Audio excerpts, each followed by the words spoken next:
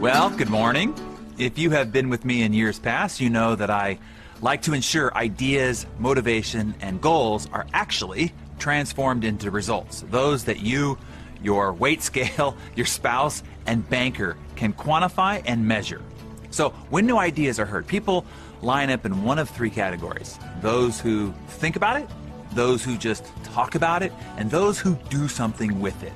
And I'm only interested in the latter for you. So as we kick off this new year, let me take this topic of conquering your dreams and make it more clear. So we don't just think and talk about your goals this year. No, I want to help you, and I'm going to push you, and I'm going to prod you to do what it takes to actually make this year the best year of your life yet.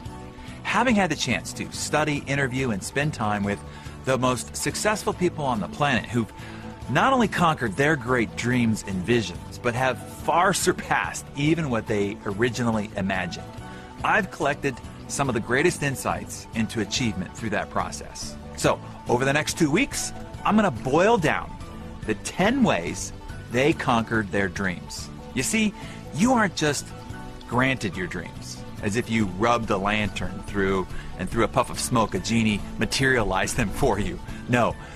To put a spin on a Jack London quote that I love, you can't wait for your goals to be realized. You have to go after them with a club. You have to conquer them. I find many people are frustrated as to why they aren't realizing the dreams that they've had in their head and heart. And it's because they haven't pursued them with reckless abandon, with all the capabilities that they've been given.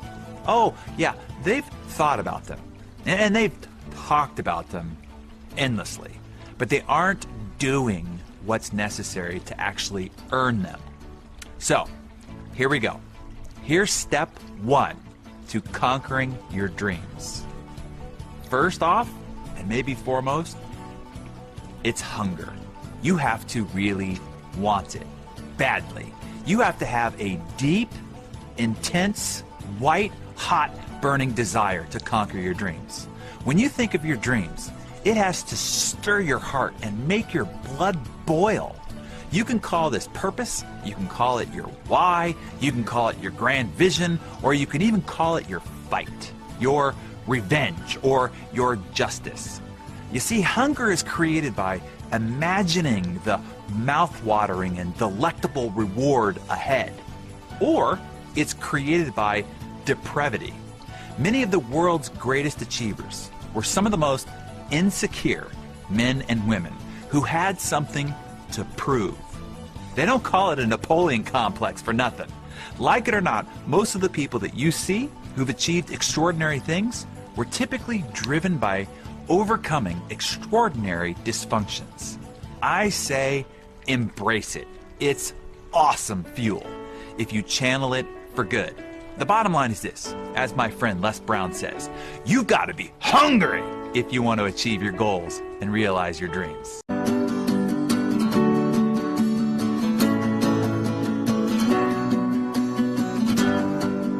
Good morning, my friends.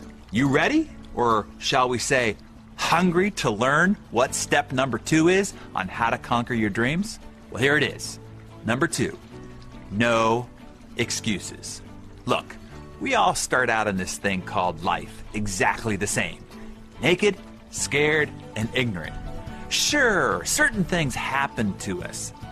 Things happen to all of us. But what happens to us doesn't define us. What we do about it does. Like it or not, you are 100% responsible for your life. Everything that's going on in your life right now is your own dang fault. All of it. No matter what's happened. Hear me now. It's your fault. If you haven't achieved your dreams, it's your fault. If you are low on money, it's your fault. If you got divorced, it's your fault. If the relationship with your kids, coworkers, neighbors, or friends is tension-filled or less than loving, it's only your fault. If you're overweight, not where you wanted to be in your career, you're not joyful, not mentally and spiritually peaceful, don't have enough time, feel overwhelmed, overscheduled, and frazzled, say it after me. It's your fault. You did it. All of it. Remember this formula for owning 100% of the responsibility for your life. All you have in life has been created by, one, either what you did, everybody understands that, but two, and this one people forget, sometimes you have limited results in your life, not by what you did, but by what you didn't do. But you could have. You knew you should have, but still didn't. And that's why you have the limited results. You didn't do what you knew you could have. Thus, it's still your dang fault. Or three, and this is the one that really trips people up. Yeah, but Darren, what if you get hit by a bus, or you're in a tsunami, or you fall off a horse and break your neck? Are you responsible for the bus hitting you or the tsunami?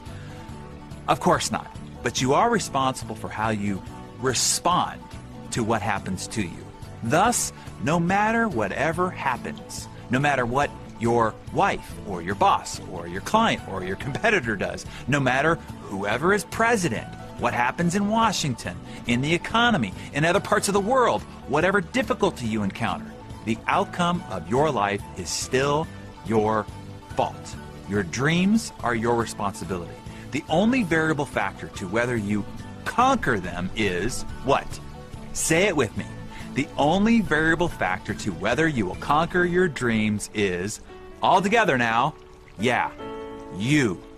Nothing else, no one else, no excuses.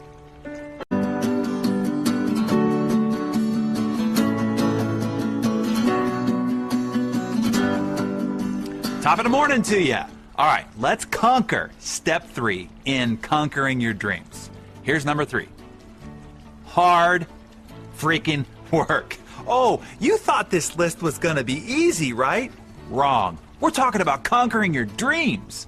Most people don't. Why? Because it's hard, and it requires hard freaking work. I did a workshop recently where I brought in some of my favorite moments on audio from some of the top achievers in our society. Barbara Corcoran, who you know as one of the sharks on the ABC hit show Shark Tank, said, "There's no way around it. You have to work your buns off. You have to push yourself." Gary Vaynerchuk said, "You have to work your face off," I guess versus your buns. He said, "You have to have an outrageous work ethic." Will Smith, his statement, pulled it all together when he said, "I've never really viewed myself as particularly talented. Where I excel is ridiculous, sickening work ethic. While the other guy is sleeping, I'm working. While the other guy is eating, I'm working." Look, as Abraham Lincoln said, things may come to those who wait, but only the things left by those who hustle. If you want to conquer your dreams while everyone else is still dreaming, you're going to have to out-hustle everyone else.